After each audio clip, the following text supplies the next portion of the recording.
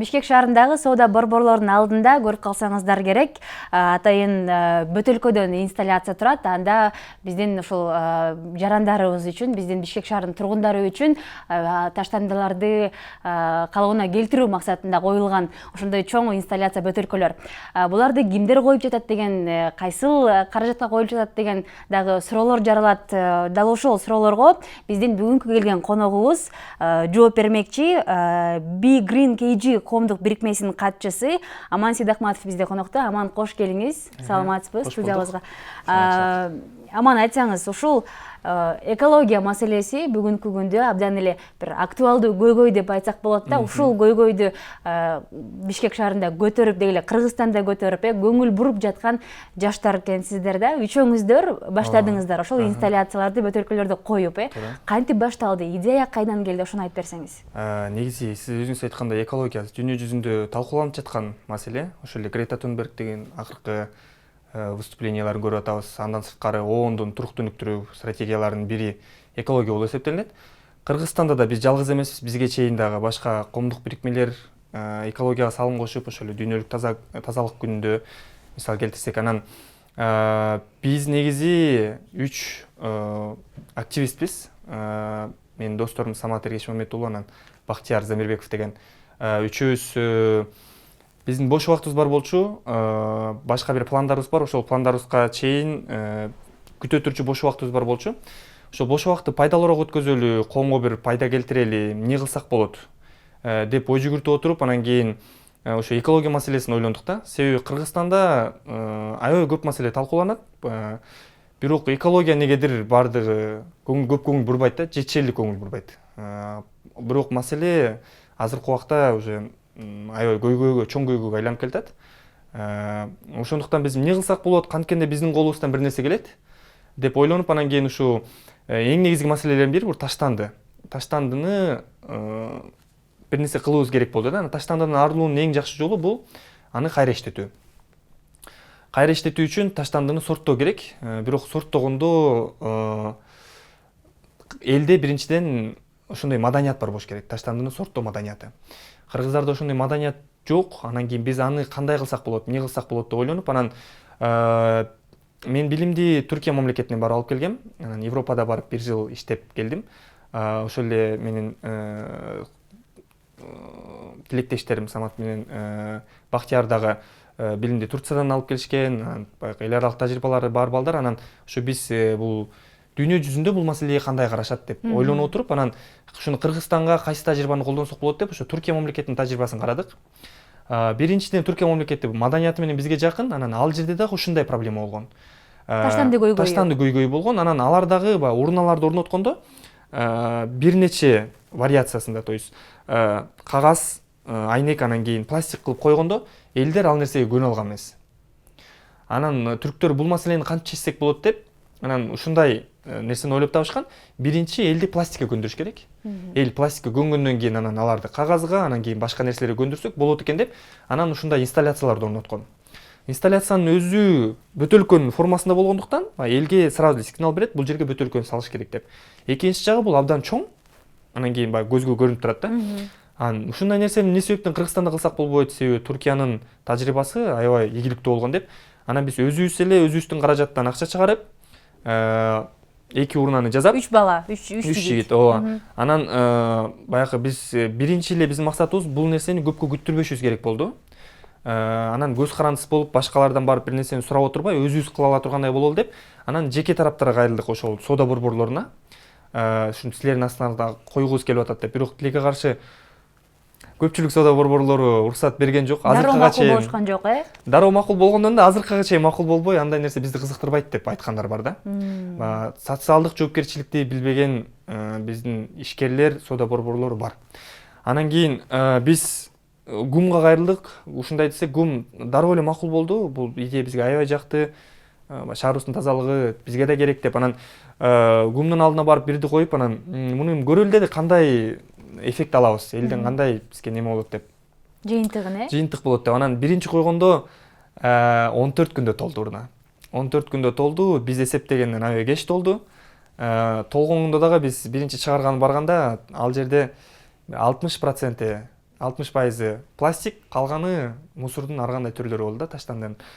Ошол эле KFC'нин сөөгү да жүрөт, гамбургердин наны жүрөт, бардык нерсе бар болчу да. Анан эми кейиштүү нерсе бул нерсе биз көрүп пластик формасында болуп атса, астында пластик деп жазылып турса болбой эле ошол нерселерди салган кандай болот деп. Бирок анан кийинки жолку толгонумда ал бул жолкусун 8 эле күндө толду. Анан тазараак болду да, мурдакка караганда алда канча таза болду. Анан ушинтип отуруп азыркы убакта уже 4 күндө бир толот. 90-95ке жакын, 95%га жакын пластик болот. Бул аябай баягы сүйүнткөн жагдай. Элдерден да суранат элем, бул нерсеге туура көз карашта карап, бирок элдин да күнөөсү жок экен. Элдер биз ошол кагаз салган же башка нерсе салган элден барып сурап көрдүк да. Эмне себептен кагаз салып жатасыз? Бул пластик үчүн деп турат го дегенде эл айтат да, көпчүлүгү эми бул кайра иштетүүгө кетип атпайбы? Жөнөкөй урнага салгандан көрө буга салсам иштетилип кетет да деп. Жакшы максатта, жакшы ниетте салып атышты да, анан бирок сорттолбогон мусор иштетилбейт да. Аны сорттоп анан иштетиш керек да. Ошондуктан биз пластикти отдельно өзүнчө коюп атабыз деп. Ушуну элге азыр түшүндүрүү иштерин жасап жатабыз. Эгер пластик өзүнчө чогулса, аны иштеткенге жеңил болот, ал кайра иштетүүгө сөзсүз түрдө кетет. Таштанууну сорттоо баягы маданиятын дагы жүргүзүп аткан турбайсыңарбы, жайылтып аткан турбайсыңарбы? Бүгүнкү күндө аман канча ошондой пластик үчүн бөтөлкө орнотулду жана кайсыл жерлерге, анан келечекте дагы канча саны канчага жетет? Негизи бул ишти биз этап кылып карап атабыз. Башында өзүм айткандай биз 2 эле урна орнотконбуз, бирок биринчи этапка биз 60 урнанын азыр каражат маселесин чечкенбиз. 60 урна орнотобуз деп Бишкек шаардык мэриясы менен дагы ошого сөз бергенбиз. Бирок азыркы этапта уруксат кагаз иштери кичине бизди жайлап жатат. Бирок ошого карабастан азыркы этапта уже 14 урнаны орноттук. Бирок 14 урнанын көбү бул жеке частный территориялар коюлган. Ошо соода борборлору, ГУМ, Бета Сторис, ВФ центр, Бишкек парк, ресторандар. Анан жаңы паркка да 2 штук коюлду. Кудай буйрса кийинки жумадан баштап парктарга да уруксат алдык. Урналардын саны кийинки жумада уже 30га чыгат. Эмнеге мэрия дароо макулдугун берип, эми силер өзүбүздүн жеке каражатыбыздан биз жардам кылалы деп атабыз, экологияны ойлоп жасап атабыз десеңер дагы, эмне үчүн ушундай бир орундарды бөлүп бербей жатат? Анын себебин айта албайм, бирок бул жерде адам фактору көп нерсени чечет экен. Себеби биз башында кайрылганда агентство развития города Бишкекке кайрылганбыз. Августтун 2-синде кайрылганбыз официалдык кат менен. Анан августтун 2-синен баштап жайдын чилдесинде кайрылганбыз да. Ошол убакыт бизге аябай керектүү убакыт болчу да. Суулар аябай көп ичилип жаткан убакта, бирок эмнегедир 1,5 айдай күттүк. Эч кандай жыйынтык болгон жок. Биз иштеп жатабыз бул ишти, күтө тургула деп. Анан качан гана биз мэриянын пресс-службасына кайрылганда биздин вице-мэр Рысбек Сарпашев бул ишти 1 сааттын ичинде чечти. Аябай жакшы идея экен, муну колдошубуз керек. Орноткула тезирээк, муну жай бүтө электе баттан кылгыла бул ишти. Акимдерге мен өзүм поручение берем. Алар силерге жардамдашат деп 1 сааттын ичинде чечип койду бул маселени. Андан кийин бизде жылыш башталды да. Анан кандай себептер менен, эмне себептен биз 1,5 ай жүргөнүбүздү аны айта албайм. Бирок негизгиси адам фактору деген чечимге келдик да. Мисалы бул ишти башка адам деле ошентип чечсе болмок. Болгону балким жеке өзүнүн кызыктары болгон жок.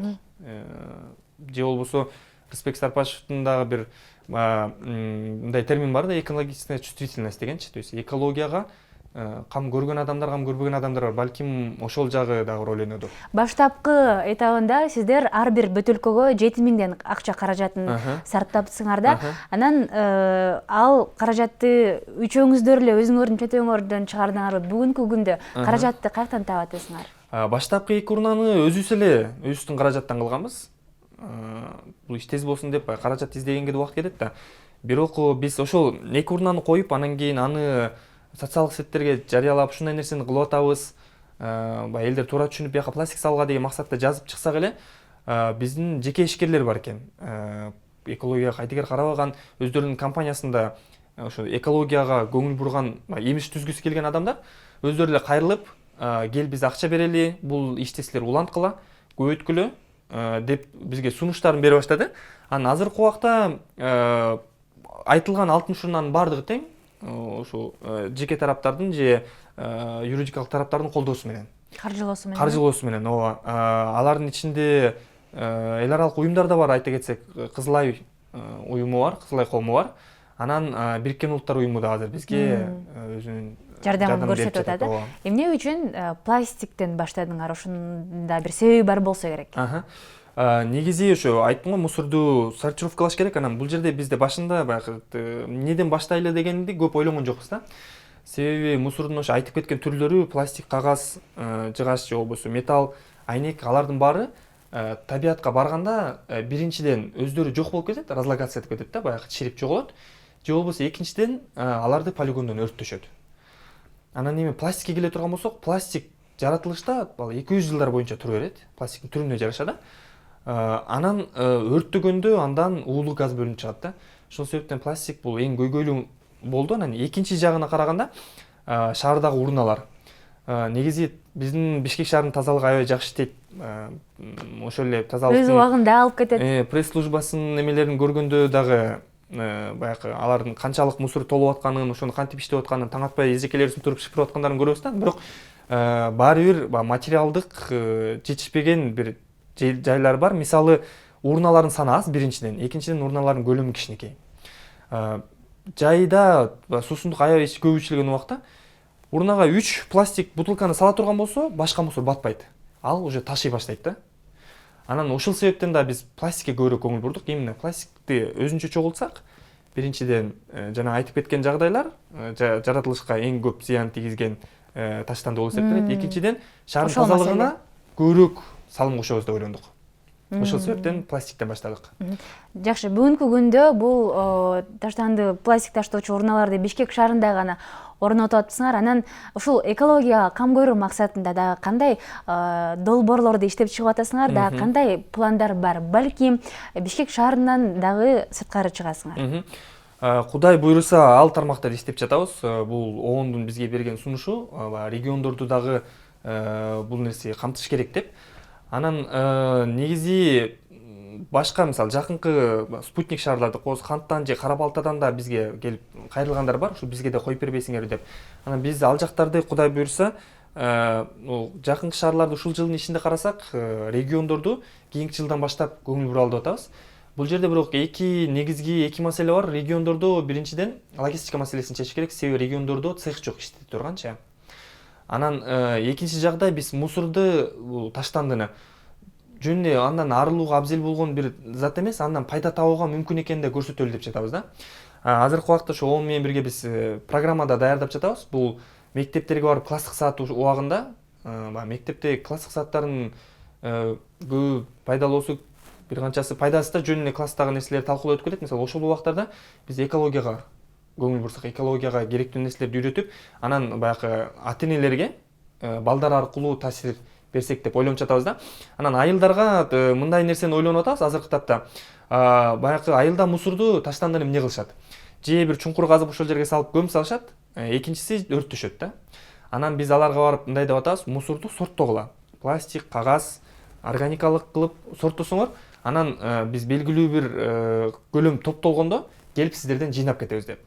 Аны жыйнап кетип, андан түшкөн акчага кайра айылдын өзүнө керектүү боло турган бир нерсе салып берели деп жатабыз да. Биздин айылдарда баягы социалдык объекттер абдан эле аз, жетишпеген объекттер бар. Спорттук аянтчалар жок, мисалычы, бала бакчалары көбүндө контейнер мектептер бар, бала бакчанын мындай кой мисалы да. Ошол тараптарга мисалы айылдын өзүнүн бюджетин толтура тургандай кылып жардам берели деп да ойлонуп жатабыз. Аларды Кудай буйруса кийинки жылдан баштап. Кийинки жылдан баштап ишке ашат. Чоң рахмат сизге, Аман. Ыраазычылык билдиребиз. Буйруса ишиңиздер ийгиликтүү болсун. Чоң рахмат. Мен дагы бир тааныштырайын. Ушул биздин шаарыбызда, урматтуу телекөрүүчүлөр, сиздер көрүп атат болушуңуздар керек. Атайын пластик бөтөлкөлөр үчүн, мындайча айтканда, урналарды таштанды таштоочу ушундай бир инсталляция бөтөлкөлөр орнотулуп жатат. Абдан чоң көлөмдө. Ал жака башка таштанды эмес, бир гана пластик бөтөлкөнү гана таштаңыздар деп биз дагы суранып кетели. Ал эми бизде конокто Big Green KG коомдук бирикмесинин катчысы жана активист деп дагы айтсак болот, Аман Сидахматов болду. Сизге дагы бир ыраазычылык билдиребиз.